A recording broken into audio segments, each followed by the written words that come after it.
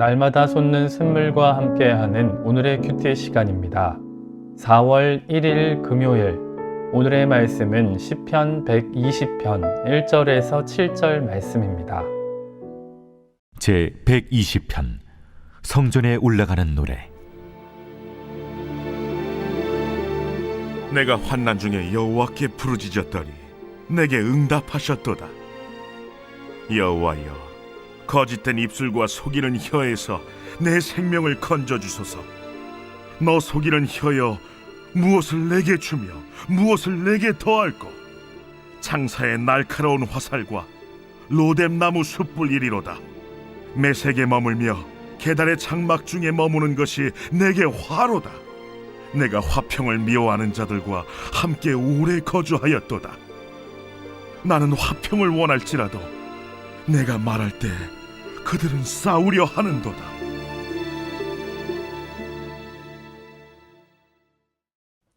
여호와 라파, 하나님은 치료자이십니다.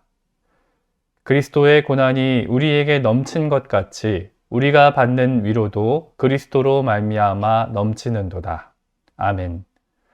이 땅을 사는 그리스도인에겐 기쁨과 즐거움의 시간이 있지만 고통과 고난의 시간도 있습니다. 특히 그리스도를 따라 십자가의 길을 걷는 성도에게는 남보다 더 많은 어려움도 있을 것입니다. 그 길로 통하는 문이 세상과 달리 좁은 문이고 그 길도 협착하여 찾는 자가 적기 때문입니다. 그럼에도 우리가 낙심하지 않을 이유는 우리 가운데 그리스도로 말미암는 위로가 넘치기 때문입니다. 코로나 이전 같으면 이번 주는 예수님의 고난을 묵상하며 세일의 특별 새벽 기도회가 진행 중이었을 것입니다. 올해는 특별히 코로나로 인해 많은 분께 새벽마다 기도하러 모이시자고 권면하지도 못했고, 날마다 솟는 샘물 큐티 본문 역시 고난주간과 관련한 신약 성경 본문을 따로 묵상하고 있진 않습니다. 다만 감사한 것은 새벽마다 자원하여 많은 분이 이렇게 예배당에 모이기 힘써주시고, 비록 구약 본문이지만 시편 곳곳에 하나님의 백성이 겪는 여러 고난과 십자가의 그림자가 기록되어 있다는 사실입니다. 오늘 본문의 시인 역시 환난 중에 여호와께 부르짖으며 나아갑니다. 본문 말씀을 통해 모든 문제를 여호와께 맡기며 부르짖어 기도하는 저와 여러분이 되시기를 소망합니다. 우리는 3월에 여호수아를 마무리하고 시편 118편과 119편을 묵상했습니다.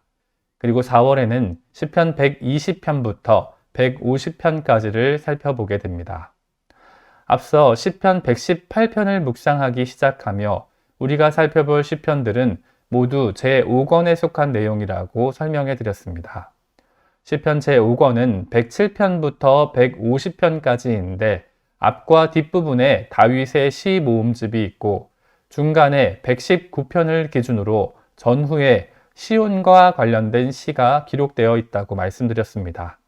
즉, 시편 118편과 더불어 오늘부터 살펴볼 시편들은 아름다운 성전을 찬양하고 있다는 말씀입니다. 시편 118편의 저자가 고통과 환난의 상황 속에서 여호와의 성전 문을 열고 들어가 하나님께 찬양하는 내용을 노래했다면 오늘 살펴볼 120편부터 134편까지 시편들 역시 아름다운 성전에 올라가며 부르는 노래들의 모음집인 것입니다.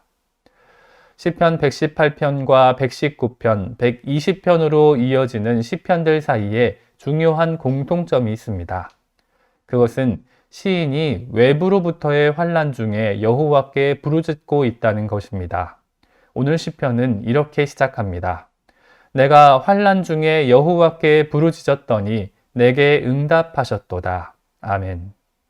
시인은 지금 자신이 속한 상황을 환난이라고 묘사합니다.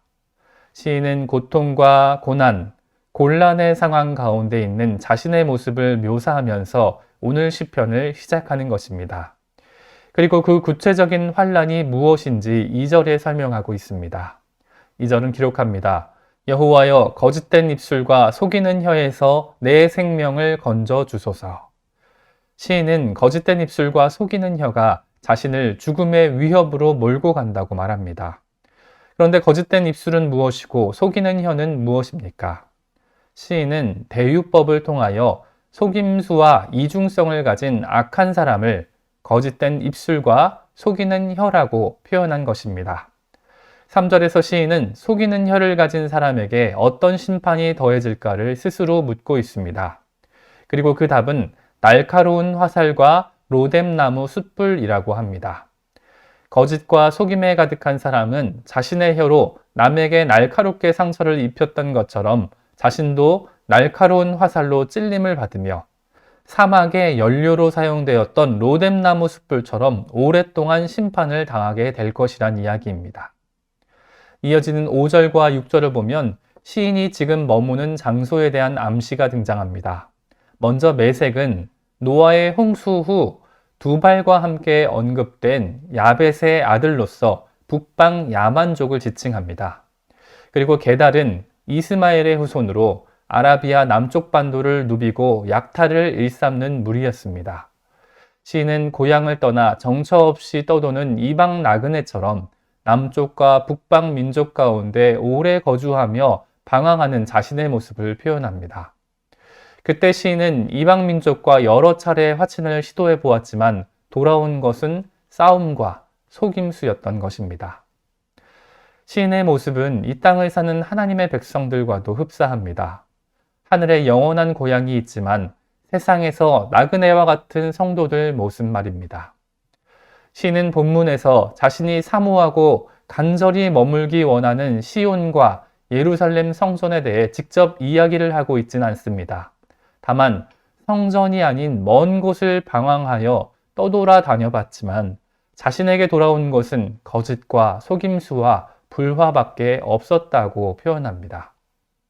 그리고 시인은 자신의 입으로 직접 성전을 사모한다는 말조차 꺼내지 못한 채 본시를 마무리 짓고 있습니다.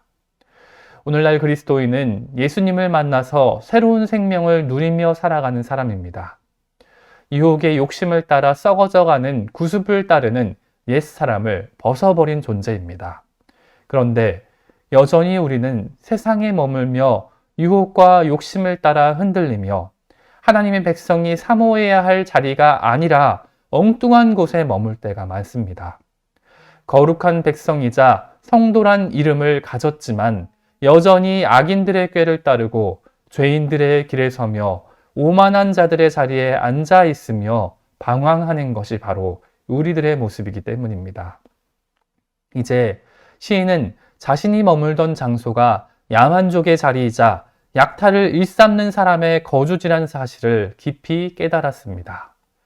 자신과 함께 있는 자들은 겉으로는 미소 짓지만 속으로는 거짓과 속임수와 흉포가 가득한 자들이라는 사실을 인식했습니다. 그래서 시인은 자신이 속한 자리가 환난 중이라는 사실을 깨닫고 여호와 하나님께 부르짖은 것입니다. 그때 하나님께서는 시인에게 응답하셨습니다. 말씀을 마무리하며 우리 교회도 생각해 보길 원합니다. 안천교회는 늘 모이기에 힘쓰고 부르짖어 기도하는 교회입니다. 누가 시키지 않아도 새벽마다 교회로 모여 부르짖어 간구하는 지체가 넘쳐났습니다. 전 후반기 세일의 특별 새벽 기도는 특별히 많은 지체가 모여 기도하며 부르짖었습니다. 수요일 저녁에는 자녀의 손을 잡고 모여 찬양하고 말씀에 진지하게 귀를 기울이며 부르짖어 기도했습니다. 또 토요일 새벽이면 갓난아기로부터 할아버지 할머니까지 온 가족이 함께 모여 부르짖어 왔습니다. 그것도 모자라 금요 철야 기도회까지 준비하여 모든 문제를 주께 맡기고 부르짖는 교회였습니다. 그런데 코로나 이후 우리 교회의 일상에도 많은 변화가 찾아왔습니다. 우린 크고 작은 문제를 앞두고 있지만 굳이 새벽에 기도하지 않아도 마음의 불편함이 사라졌습니다. 온가족 새벽 기도나 금요 철야 기도 역시 꼭 모이지 않아도 되었던 모임처럼 인식되고 있습니다. 마스크를 쓰고 있으니 큰 소리로 부르짖어 간구하거나 통곡하며 소리치는 것 역시 오히려 주변을 배려하지 못하는 것처럼 느껴지기도 합니다. 새벽 기도 역시 말씀이 끝나면 짧게 기도를 끝내고 곧 자리를 떠나기 쉬워졌습니다.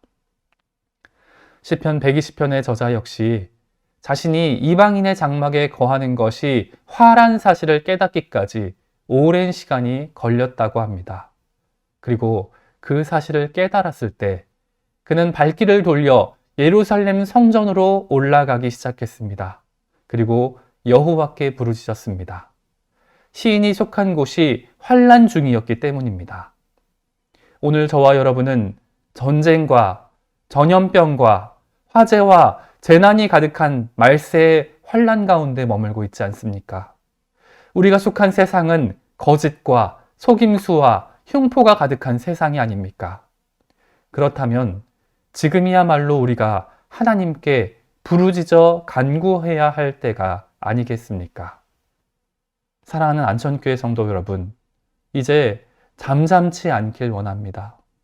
여러분의 목소리로 아버지께 부르짖길 원합니다. 모든 문제를 여호와께 맡기며 부르짖어 기도할 때 구원하시는 하나님의 응답을 체험하시길 간절히 소망합니다. 함께 주님 가르쳐 주신 기도로 말씀을 마무리하고 개인적인 기도 제목과 자신이 속한 공동체를 위해서 또 한국 교회와 세계 열방을 위해서 기도하기를 원합니다. 하늘에 계신 우리 아버지, 아버지의 이름을 거룩하게 하시며 아버지의 나라가 오게 하시며 아버지의 뜻이 하늘에서와 같이 땅에서도 이루어지게 하소서. 오늘 우리에게 일용할 양식을 주시고 우리가 우리에게 잘못한 사람을 용서하여 준 것 같이 우리 죄를 용서하여 주시고 우리를 시험에 빠지지 않게 하시고 악에서 구하소서. 나라와 권능과 영광이 영원히 아버지의 것입니다. 아멘.